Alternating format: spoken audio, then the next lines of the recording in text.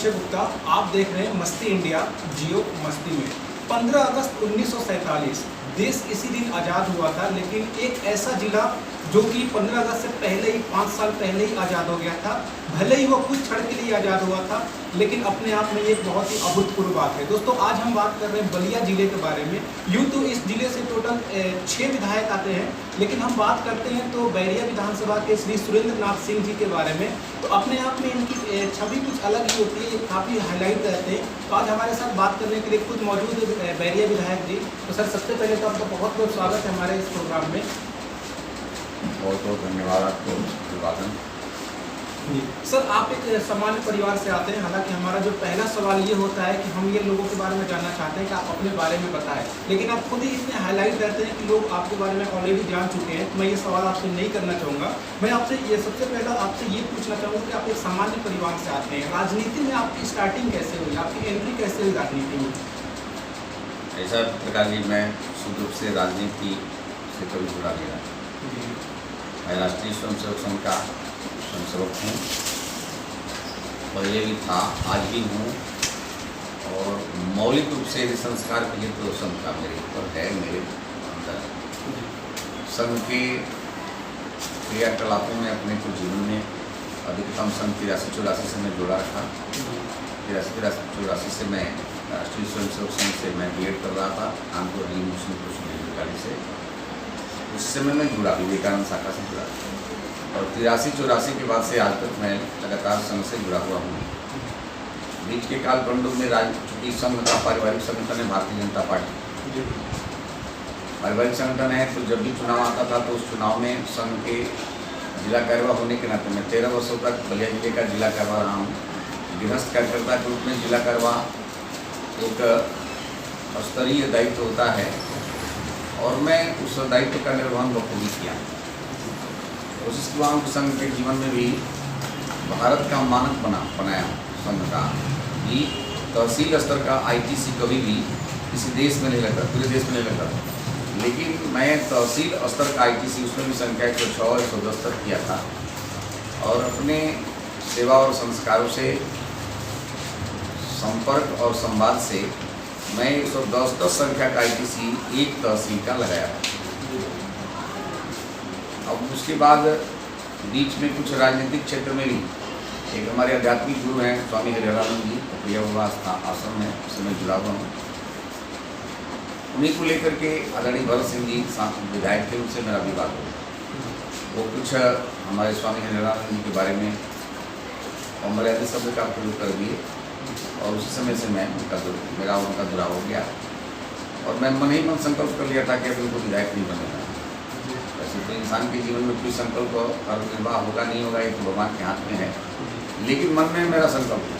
और मैं संघीय जीवन में रहते हुए अपनी नई एक स्थानीय क्षेत्रीय पार्टी बना करके और मैं गवर्नमेंट मंच बना करके अपना प्रत्याशी लड़ाया, और मेरा प्रत्याशी 10,000 वोट पा गया, और भरत सिंह जी चुनाव हारे। दूसरी बार फिर पुनः मैं उनका विरोध किया, फिर चुनाव हारे, और कुछ ही वोटों से हारे। ये नहीं था कि मेरे ही चलते हार गए, लेकिन परिस्थितियों ने मुझको जस्ट जरूर मिला। सुरेंद्र सिंह सहयोग नहीं किए तो चुनाव बीजेपी हार गया, क्योंकि पारिवारिक संगठन था। फिर 2014 में उन्होंने वो लोग जो है पार्टी ने टिकट दे दिया लोकसभा का, और संघ के प्रचारक, हमारे श्रेष्ठ प्रचारक बंधुओं ने मुझे भी प्रेरित किया कि ये राष्ट्र का सवाल है, राष्ट्रीय नुकसान हो रहा है। तो यद्यपि मेरे ही चलते लोकसभा का चुनाव कोई जीत जाएगा हार जाएगा, ये गलत था, लेकिन एक भावनात्मक रूप से मैं भी उनका सहयोग किया। प्रकृति ने उस सहयोग को परिणाम में बदला, और बाबा से पहले विधानसभा क्षेत्र से लोकसभा का प्रत्याशी जीते, बढ़िया रूप से जीते। फिर बाद के कालखंडों में मैं सामाजिक जीवन में सेवा का भाव था, अत्याचारियों से लड़ने का स्वभाव था, भ्रष्टाचारियों से भी लड़ने का स्वभाव। ये मेरा जन्मजात गुण है कि मैं अत्याचारियों भ्रष्टाचारियों से हमेशा लड़ता रहा। आपको जान करके सुखद नहीं दुखद आश्चर्य होगा कि मैं इंटरमीडिएट का शिक्षक हूँ, और मेरे ऊपर एक विधवा के मकान कब्जा कराने के चक्कर में समीर वर्मा एक भ्रष्ट एसडीएम था, उसके साथ मेरा जब मैं घेराव किया था 6 घंटा उसको घेराव किया था किशोरी देवी धर्मसभा, और उस एसडीएम ने मेरे ऊपर गैंगस्टर लगवाया। एक शिक्षक पर, शायद पूरे भारत में पहला उदाहरण होगा कि एक शिक्षक पर, किसी बेवा के लिए लड़ने वाले पर गैंगस्टर, और अकेले शरीर पर गैंगस्टर। वो भी कौन? अब तो एक आदमी पर गैंगस्टर। उसमें नाम भी जो दिए सब गैंगस्टर में, मैं किसी दूसरे का नहीं दिए सब।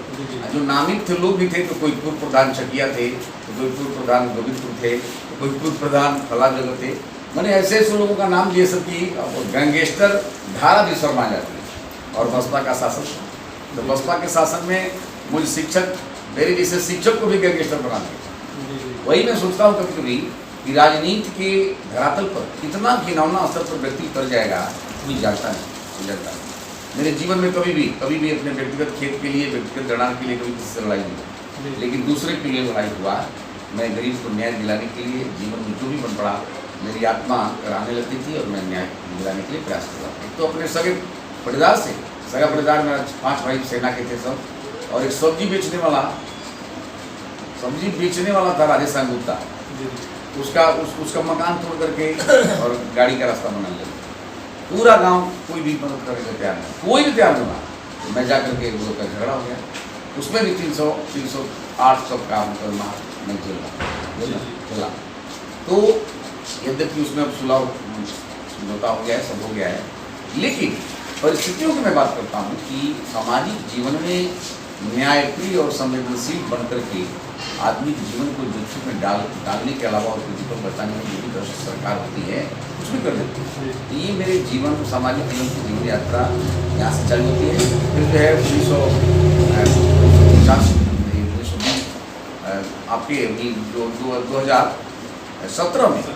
2017 में जब विधानसभा का चुनाव आया, तो मुझे कहने में बिल्कुल प्रसन्न मन से मैं कह सकता हूँ कि संघ के अधिकारी मेरे प्रेरक व्यक्तित्व हैं, परमादरणीय ऐसे में क्षेत्रीय प्रचारक हैं।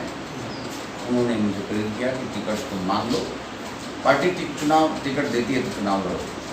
मेरी इच्छा नहीं थी, मैं बेसिकली राजनीति की परिभाषा को पहले बढ़िया से नहीं जानता था। राजनीति में शुद्ध रूप से दोहरा चरित्र, दोहरा चिंतन ही राजनीति की योग्यता है, और मैं इसमें अयोग्य। एक गहरा चरित्र, एक एकल स्वभाव, संवेदनशीलता और संघर्षशीलता राजनीति के लिए मान के चलिए कंटकाग्र मार्ग है। लेकिन मुझे ईश्वर की सत्ता पर भरोसा है, ईश्वर की सत्ता पर भरोसा करके आज भी चलता हूँ। राजनीति जो वर्तमान युग की प्रचलित राजनीति है, उसे मैं अपने को इतर रखता हूँ। जायज़ को जायज़ कहना, बेईमान को बेईमान कहना, भ्रष्टाचारी को भ्रष्टाचारी कहना, ये मेरी राजनीति का मूल मंत्र है, और उसी मूल मंत्र पर काम करता हूँ। सफलता की चिंता करता नहीं। इतना ही नहीं, अपनी पार्टी में भी पार्टी से जनहित के बाद यदि कोई आती है तो मैं जरूर उसका प्रयोग करूँगा। आप लोगों को जानकर कुछ समय जरूर मन ही मन सुखद आश्चर्य हुआ होगा कि वोट के लिए हमारी पार्टी ने भी हरिजन एक्ट का सुप्रीम कोर्ट के आदेश को यदि फिर अमेंडमेंट करके लाने का प्रयास किया, तो मैं पहला विधायक था भारत में जो इसका विरोध करता। आज भी मानसिक रूप से मैं उस विषय पर आज भी स्टैंड करता हूँ। इसकी चिंता किए बगैर कि कल की राजनीति में मुझे क्या होता है। यदि बसपा वोट के लिए हरिजन एक्ट को प्रबल बनाएगी, और वही काम वोट के लिए यदि सुप्रीम कोर्ट ने जजों ने यदि व्यवस्था दिया सुप्रीम कोर्ट के जजों ने कि हरिजन उत्पीड़न एक्ट की परिभाषित किया जाना चाहिए, और वास्तव में उत्पीड़न की परिभाषा क्या होती है ये स्पष्ट होना चाहिए। हरिजन उत्पीड़न एक्ट को मैं तो स्पष्ट करता हूँ, आप पत्रकार हैं, इसको थोड़ा यदि क्षमता हो आप तो ब्रॉडकास्ट करवाइए कि अब जमाना किस होटल में कौन पूछता है कि आप किस जाति के, किस बस में कौन पूछता है कि आप किस जाति के, किस ट्रेन में कौन पूछता है कि आप किस जाति के, किस बाजार में कौन पूछता है किस जाति के। जब जाति की परिभाषा, जाति का जो प्रकटीकरण है परंपरा में समाप्त हो चुका होगा वो, और उसको केवल राजनीति के फायदे के लिए धरातल पर बनाए रखा जाए, जीवंत बनाए रखा जाए, ये कहीं से प्रासंगिक समाज और देश इसमें नहीं है। मेरे समझ से यदि बनाना ही है, 3 उत्पीड़न जो है पूरे देश को उत्पीड़ित कर रहा है। लाखों मुकदमे भारत में लंबित में कोई है तो 3 उत्पीड़न किया, फर्जी केवल वो क्या है, तो जो है महिला उत्पीड़न, महिला उत्पीड़न, उसमें भी क्वालिफिकेशन केवल कोई कुछ भी कहे हाँ हम तो उत्पीड़न कर रहे हैं। महिला उत्पीड़न, दहेज उत्पीड़न और हरिजन उत्पीड़न, ये तीन उत्पीड़न यदि इस पर कंट्रोल और नियंत्रण न किया गया तो भारत के लिए सबसे बड़ा और न्यायपालिका के लिए सबसे बड़ा संघर्ष। कोई भी इसमें दहेज उत्पीड़न तो क्या है, तो महिला उत्पीड़न ये क्या है, तो भारत का स्वरूप ही बदल जाएगा, भारत की संस्कृति ही बदल जाएगी। महिला जो उत्पीड़न एक्ट है यदि उस पर अमेंडमेंट न किया गया तो भारत की संस्कृति बदल जाएगी। फिर जो है पुरुष वर्ग क्या होगा, पुरुष वर्ग को चूल्हा चौकी पर बैठना पड़ेगा और नारियों को जो है स्वतंत्र रूप से घूमने की इजाजत देनी पड़ेगी और उसमें भारत का स्वरूप बदल जाएगा, उसको कोई नहीं संभाल पाएगा। फिर भारतीय संस्कृति का नाम लेने वाले लोग, भारतीय परंपरा का नाम लेने वाले लोगों को अपने अपने घर में बैठ करके और चुपचाप जो है डफली बजा करके झूठे मुँह नाचना पड़ेगा। ये परंपरा नष्ट हो जाएगी तो देश मर जाएगा। अपने पूर्व के जो भी संस्कृति और जो भी संस्कार दिए हुए देश में वो वैज्ञानिक है, विशेष विज्ञान है, विशिष्ट विज्ञान है। आज दुनिया मान रही है, आज दुनिया आप देखें वो मान रही है। मैं तो प्रबल रूप से इसका समर्थक हूँ हिंदू संस्कृति का, कि हमारे हिंदू ऋषियों ने जो परंपरा और जीवन रक्षा के लिए जो विधा दिया है वो केवल कोई जो है रटा हुआ विद्या नहीं है, वो वैज्ञानिक पद्धति है, विशिष्ट विज्ञान है, विशिष्ट रक्षक पद्धति है, मानवीय मूल्यों का रक्षा करने का तरीका है। उसको स्वीकार किया जाना चाहिए और सब लोग इसके ऊपर चलना चाहिए, तभी इस देश का, भारत का और मानवता की रक्षा हो सकता है। तो ये राजनीति में मैं भी जब तक मैं सामाजिक जीवन में मैं था, मैं हूँ, आज भी हूँ, तो मेरा अपना स्पष्ट धारणा है, स्पष्ट नीति है कि अत्याचारी कोई भी हो, किसी भी जाति का हो, उसका विरोध होना चाहिए। चोर कोई भी जाति का हो, किसी भी जाति का हो, उसका विरोध होना चाहिए। भ्रष्टाचारी किसी भी जाति का कर्मचारी क्यों न हो, उसका विरोध होना चाहिए। यदि मौलिक रूप से प्रजातंत्र तभी सबल और सुंदर बनता है जब अत्याचारी, भ्रष्टाचारी और जो भी है दुराचारी डरे और सदाचारी और व्यापारी खुल करके जीवन जिएगा।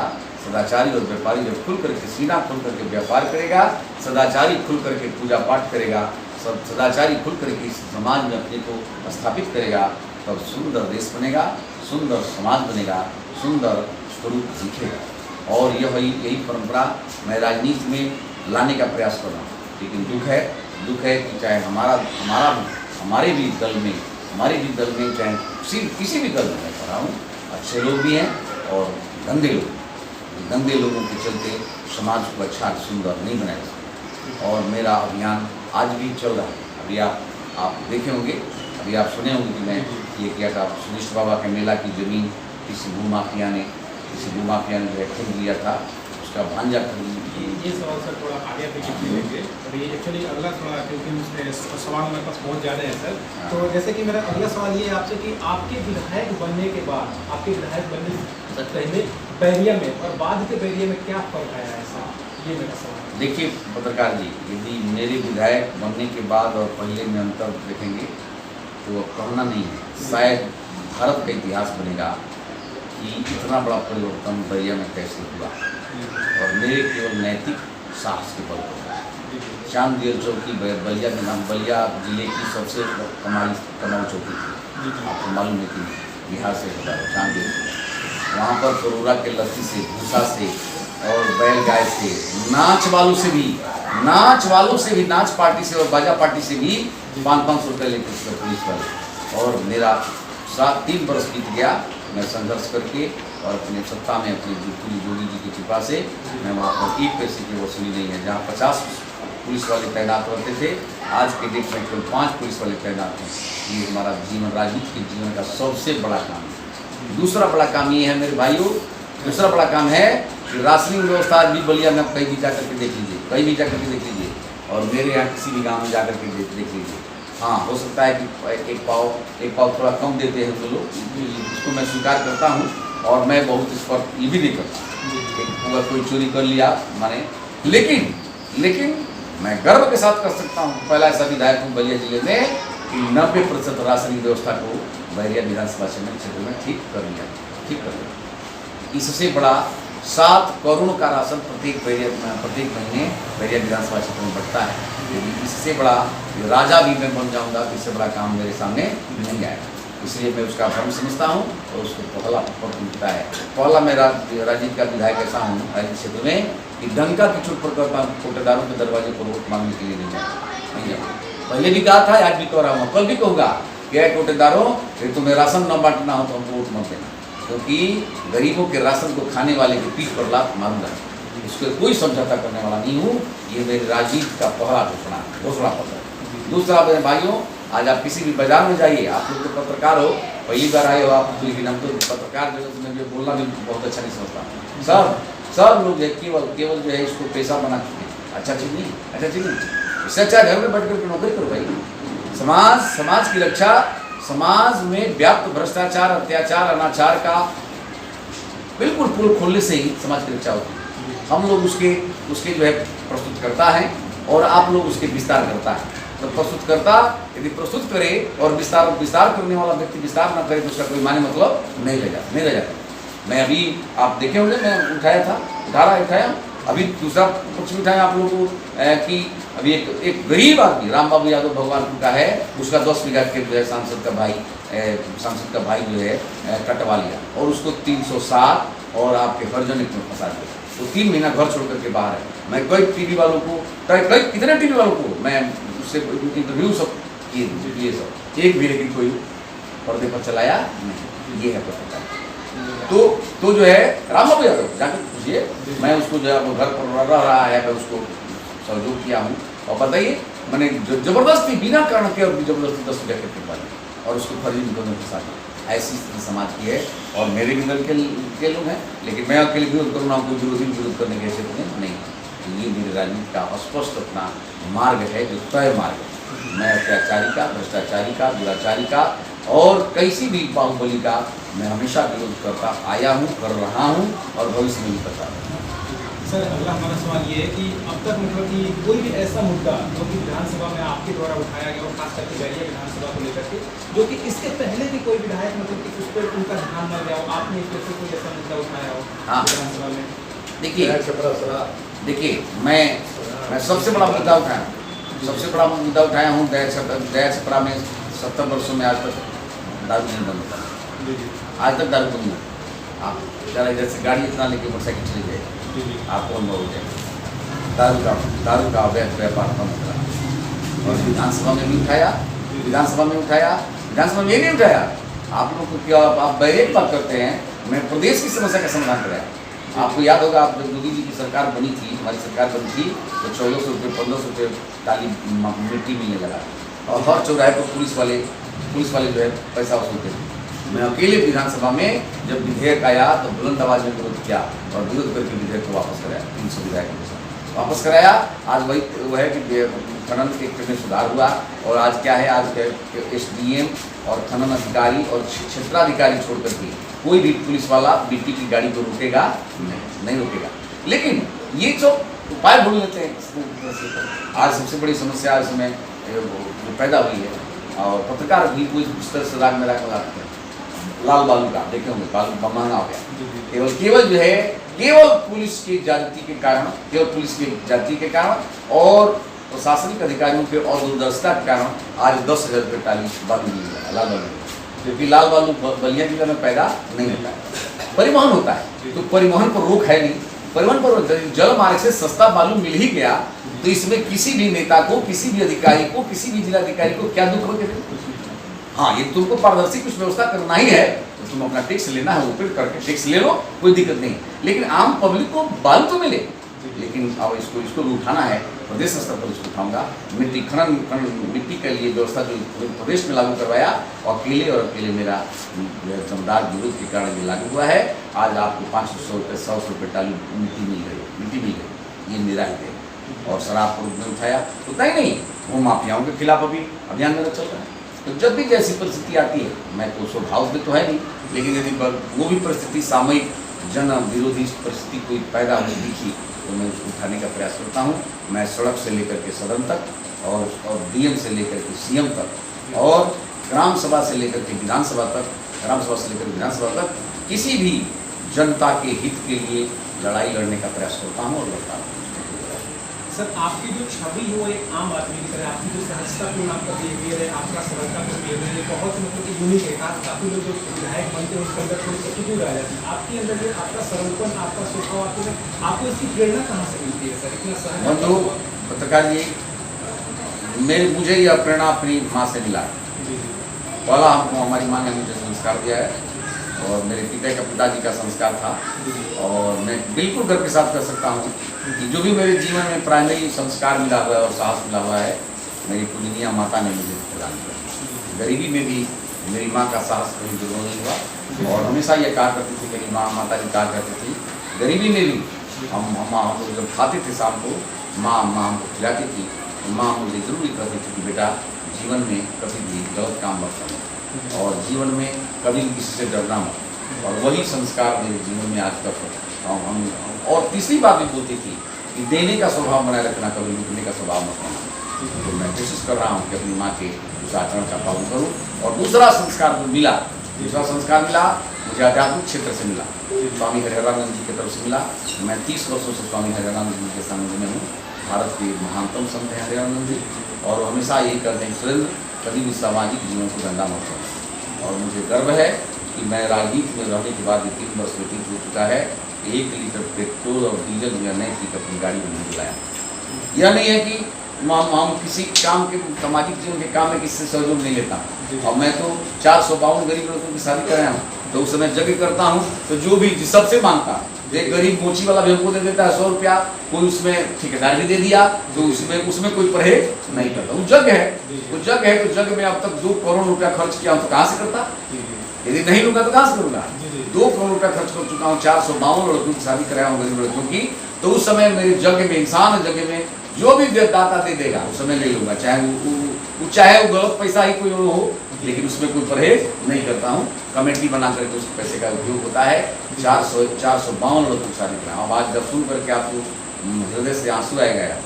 आप एक ऐसा मैं काम किया हूँ, मैं भी रात में आज सोचता ही रहूँगा कितना देर तक क्या सोचूँ। ऐसी घटना घटी मेरे जीवन में। पर 3 दिन पहले एक गरीब ब्राह्मण की लड़की मेरे दरवाजे पर 9 बजे आती है और एक प्लास्टिक का थैला लेकर के आती है और आकर कहती है कि विधायक जी, और रोने लगती है। मैं क्या क्यों रो रही बेटू, कहाँ घर है तुम्हारा? अपना घर बताई, पिता का नाम बताई, घर बताई और कही कि हमारी रक्षा कर दीजिए, मेरा जान संकट है। मैं मोतिहारी से भाग करके आ रही हूँ। मोतिहारी घर बता रही हूँ, यहाँ मोतिहारी से चलिए। तो मेरा बाप मुझे पैसे पर बेच दिया और ब्राह्मण की लड़की थी और मेरे मल्लाह पिता की, वो किस तरह से जान बचा करके अपने भक्त के आ गई थी। मैं जो है बहुत उसमें नहीं पड़ा। मैंने सोचा कि मान लीजिए कि परमात्मा ने मुझको पितृ धर्म पूरा करने का अवसर दिया है, मैं 1 सप्ताह के भीतर सुंदर शादी करवा दिया। ये अवकाश और हाथ उसे भी मैं कहा कि अब मर्यादा मेंटेन करना, कम से कम जीवन निर्वाह कर देना। अब भगवान जाने क्या करेगी नहीं करेगी, लेकिन मैंने जो एक धर्म पूरा करना चाहिए, मैं आज वही दिन भर आज उसी कार्यक्रम में था। मैं था, मेरे भाई थे, मेरा भतीजा था, मेरा बेटा था, पूरा परिवार मेरा था और सब लोग हम लोग मिल करके उसको जो है आज मैं कन्यादान दिया। और आज मेरे जीवन का एक सुंदरतम और सुनहरा अवसर है, संवेदनशील अवसर है। एक गरीब, अनाथ और भटकने वाली बेटी को आज एक दूसरा हाथ पिला करके स्वजातीय घर में शादी कराया। तो यही मेरे जीवन का अपना काम है मेरे भाई।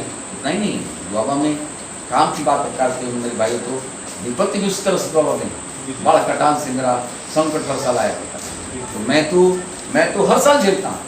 पिछले साल बाढ़ आया तो 20 दिन तो लगातार मैं जितने लोग रोड पर थे सबको भोजन करा करके आकर के मैं भोजन करता था। 4000-5000 लोगों को भोजन करता। अभी कोरोना महामारी में अभी कल तक दूसरे के पास कल तक एक व्यक्ति आया कि मेरे पास आज रोटी के लिए कुछ भी नहीं है, तो कल उसको 20 किलो आटा रख के पर कम से कम लाखों रुपए का तो छोड़ दीजिए, लेकिन हजारों लोगों को 3 महीना के पीरियड में हजारों लोगों को कोरोना पीरियड में मैं जो भी दरवाजे पर आ गया उसको मैं 10 किलो आटा और 5 किलो चावल देने का प्रयास किया। इससे अधिक भगवान ने मुझको समर्थ नहीं किया है। सामाजिक जीवन में भी आप सुन करके आपको सुखद आश्चर्य होगा कि 3 वर्षों में 75 लाख रुपया मैं अपनी निधि से केवल गरीब लोगों के दवा के नाम पर दिया। अब इससे अधिक देने का अधिकार नहीं, 25 लाख रुपया हर साल आपको देने का अधिकार है। तो 25 लाख से ऊपर चला जाता था तो कुछ जो है लौट आता। मैंने मैंने इसमें भी संवेदना का उच्चतम जो पराकाष्ठा है, उस पराकाष्ठा को मैंने मेंटेन किया। और मेंटेन का किया है, भगवान कराया है। मैं तो ईश्वर को निमित्त मान करके काम चलता हूँ, उसका चलता हूँ, जीवन जीता हूँ, वर्तमान में जीता हूँ। जो भी जिम्मेवारी परमात्मा ने दिया है और जो भी जिम्मेवारी भविष्य में देगा, उसको बखूबी निर्वाह करने की कोशिश करूँगा। मेरे मन में एक संकल्प है कि यदि गुजरात में पैदा हुआ महान नेता, ईमानदार नेता, जानदार नेता मोदी दुनिया का चहेता बन सकता है, तो कम से कम हम बलिया के तो चहेता बनेंगे। कोशिश करूंगा कि अपने सेवा संस्कार से बलिया का चहेता बनूं और जो भी भगवान कराना चाहेगा करूंगा। आज अब मैं दुख है कि इतने महान नेता बलिया में पैदा हुए, लेकिन आज बलिया का एक हॉस्पिटल भी अच्छा नहीं। अभी आज एक गरीब महिला हमको फोन की, 1000 रुपया कोई डॉक्टर जो है टाका काटने के लिए मांग रहा है। मैं तुरंत जब फोन कर उसको बेइज्जत किया। मैं भी नहीं जानता हूँ कौन महिला है, लेकिन उसके मन में था कि विधायक जी तो बेटा, तब तुरंत जगह पैसा लौटाया। आज की घटना बता रहा हूँ। मैं खपड़िया का आश्रम पर था, कोई महिला थी कि मैं रेवती साइड की हूँ, हमसे 1000 रुपये मांग रहा है। तो हमने कहा कि जरा फोन थमाओ, कौन है? तो अब फोन क्या को थमाया, डॉक्टर कुर्सी छोड़ करके क्या कहा, कल आ जाना आप पैसा अपना ले। तो कल जो है टाँका काटने के लिए कहा है उसको, और पता नहीं बेटी कल नहीं काटता है तो देखेंगे इसको भी। लेकिन यही मेरे जीवन का रस्म है, यही मेरा सेवा करने का अपना स्वभाव है और कोशिश कर रहा हूँ यात्रा में चल। सर अब आखिरी कुछ सवाल मेरे को पूछे हैं, हालांकि ये हमारे सवाल नहीं है, हमारे कुछ व्यूअर जो हमारे इस प्रोग्राम को देखते हैं, तो उन्होंने आपके लिए कुछ सवाल भेजा है जिससे मैं पूछना चाहता हूँ। रेवती से रमेश यादव जी आपसे जानना चाहते हैं कि विधायक जी को खाने में सबसे ज़्यादा क्या पसंद है? पत्रकार जी, मुझको खाने में सबसे प्रिय है दूध और रोटी। गाय का दूध और रोटी मैं खाता हूँ और दूध डाल करके, और यही मेरे प्रिय भोजन में यही। और वैसे तो जो भी मिल जाए, मैं आपको इसमें भी अब क्या कहना चाहिए कह देता हूँ। पारिवारिक जीवन में मैं 30 वर्षों से अपनी इच्छा प्रकट नहीं किया। 30 वर्षों से, सन 1987 में मेरी शादी हुई। शादी के बाद से कभी भी मैं घर में इच्छा प्रकट नहीं किया कि आज मैं ये खाऊंगा। थाली में जो आ जाता है खा लेता हूँ, जो अच्छा नहीं लगता उसको छोड़ देता हूँ, और जो अच्छा लगता है खा लेता हूँ। यही मेरा जीवनचर्या है। कभी भी इच्छा जाहिर नहीं, लेकिन प्रिय भोजन यदि कहिए, दूध नहीं मिलता है तो थोड़ा सा हमको असहज महसूस करता है। इसीलिए 3 वर्षों में केवल बढ़िया दूध पीने के लिए जो है हम लखनऊ में कम में दूध पाते हैं। हमारा रुचिकर दूध है, लेकिन पब्लिक का काम आता है तो 4 दिन, जितने दिन तक काम रहता है रुकता हूँ। तो व्यवस्था है और मेरा धर्म भी है, मेरा कर्म भी है, तो उसको करता हूँ। लेकिन जैसे ही मेरा काम समाप्त हुआ, तुरंत लखनऊ से टिकट कटा के चल देता हूँ। ये सिर्फ आखिरी सवाल है, हमारे इस मस्ती इंडिया के मंच के माध्यम से हमारे युवाओं को कुछ संदेश देना चाहेंगे? हाँ, मैं मस्ती इंडिया के माध्यम से अपने युवाओं को जरूर एक संदेश देना चाहूँगा कि भारत के युवाओं को कभी भी मौलिकता और अपनी संस्कृति को नहीं भूलना चाहिए। संस्कृति कोई परंपरा नहीं, संस्कृति जो शुद्ध रूप से परिष्कृत विज्ञान है, और परिष्कृत विज्ञान को स्वीकार करके जीवन नहीं जिएंगे युवा, तो कल उनका जीवन धोखे में पड़ेगा, कष्ट में पड़ेगा। आज मैं युवाओं को भी प्रार्थना पूर्वक अपील करता हूँ, कोरोना की महामारी में भी जो आप कह रहे हैं, मेरे आग्रह को जितने में हमको तो हाथ उड़ाते हैं सब फेसबुक पर, वैद्य जी हैं, डॉक्टर जी हैं, लेकिन जिसने स्वीकार किया मेरी मैं प्रार्थना करता हूँ जितने भी लोग हों, यदि केवल गर्म दूध में या गर्म पानी में हल्दी पीना चालू कर दें 3-4 टाइम, और तुलसी का पत्ता चबाना चालू कर दें, मैं दावे के साथ कह सकता हूँ कि संक्रमण के काल में संक्रमण उनको प्रभावित नहीं करेगा। विश्वास के साथ कहता हूँ। मैं डॉक्टर नहीं हूँ, लेकिन मैं स्वयं भी, अब आपको जानकर खुशी होगी कि मैं नियमित वहाँ पर देखिए रखा होगा मेरा कोदनर का बोतल रखा हुआ है। करवाइए भाई, दिखा दें इसको सरकार जी को। मैं 30 वर्षों से कोदनर पीता हूँ, और आपके दुआ से कोरोना पीरियड में भी मैं 18 दिन तक तो लगातार तोहरी बना करके समाज में बांटा। तो ये भी जो है नेताओं को बहुत बुरा लगा कि सुरेंद्र सिंह जो है 2000 आदमी को बांट रहे हैं तोहरी। यही देखिए मेरा जो है यही कोदनर है, और मैं रोज इस पर दातुन करने के बाद 5 ढक्कन पीता हूँ और पूरा मस्त रहता हूँ। भगवान की कृपा से, आपकी दुआ से, अपने पुरखों के दुआ से मुझे 59 वर्ष की उम्र में कोई असाध्य बीमारी नहीं हुई और अभी तक हुई नहीं। चोट लगा है, पुलिस वाले ने बहुत मारपीट की है, सब कई बार झगड़ा में चोट लग गया है, लेकिन अन्य रोग कोई मुझको प्रभावित नहीं किया। तो ये भी भगवान की कृपा है और जरूरी ये आश्चर्य की बात है।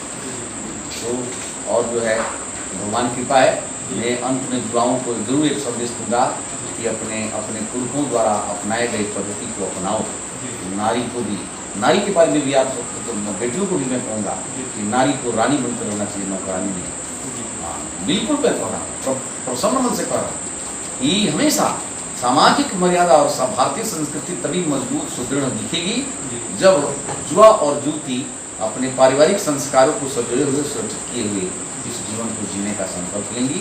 तो मैं संपूर्ण भारत के, अपने पूरे भारत के नौजवानों से अपील करना चाहता हूँ कि अपनी जो जीवन पद्धति है, 4 बजे उठना, 4 बजे या 5 बजे उठना, उठने के बाद शरीर के लिए 1 घंटा देना और उसके बाद जो है गाय का दूध, गाय का सेवन करना, यदि तीनों चारों का उपयोग होता रहे, मेरे समझ से कोई रोग कभी प्रभावित नहीं करेगा। आई कोरोना महामारी तो प्रकट कर दी है कि एसी हार गया और देसी आज जीत गया। एसी और देसी का मूल्यांकन ही कोरोना है। एसी और देसी का मूल्यांकन ही कोरोना है। एसी में रहने वाले लोग प्रभावित हो गए और देसी संस्कृति में रहने वाले लोग अभी भी ठीक है। तो इसलिए सबको संदेश लेना चाहिए कि धनी होने का मतलब एसी चलाना नहीं, धनी होने का मतलब उदार मन से हाथों से बांटना होता है। तो बांटिए, डांटिए मत खेलो। देखिए छल का भारत सुधर। विधायक जी, इन्हीं शब्दों के साथ मैं सबसे पहले तो आपका बहुत बहुत आभारी रहूँगा कि आपने अपना कीमती समय दिया और मैं ऊपर वाले से प्रार्थना करूँगा कि आप हमेशा स्वस्थ रहें, तंदुरुस्त रहें और जनता की हमेशा सेवा करते रहें। आपको इस वीडियो को देखने के लिए बहुत बहुत धन्यवाद दोस्तों। ये थे हमारे साथ बैरिया विधानसभा के, ना ही सिर्फ बलिया जिले के, मैं पूरे उत्तर प्रदेश की बात करूँगा, फायर ब्रांड नेता माननीय विधायक श्री सुरेंद्र नाथ सिंह जी। आपको ये वीडियो जरूर अच्छा लगा हो तो प्लीज़ आप वीडियो को लाइक कर दीजिएगा और चैनल को सब्सक्राइब कर दीजिएगा और अपने दोस्तों मित्रों के साथ में शेयर कर दीजिएगा। मस्ती इंडिया, जियो मस्ती।